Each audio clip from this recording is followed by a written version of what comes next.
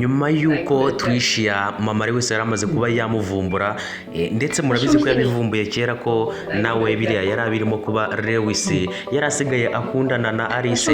Ibi bintu Tricia akaba yarabizi, ngira ngo mama Lewis nabyo yarabizi ko Tricia abizi. Ese ibi bintu biruze kuba byagenda bite ko Tricia asabye mama Lewis kuba ibi bintu yabiceceka ntabibwire mama we, akaba ariko yanze kuba yabikora, biraza kuba byagenda bitereka ngo usabe nibigeze hano ari ubwa mbere ukande subscribe ndetse ufungure n'inzogera kugira ngo upload zacu zigeze kugereraho ku gihe, dukomeze kugenda twiganirira kuri filime yacu Daho muri Sigaro. Ibintu birushaho kuba byagenda neza, turushaho kugenda dusobanukirwa akantu kandi anariko mbasaba kugira ngo mudusangize ibitekerezo byanyu, mutubwire uko ibi bintu muri kubibona.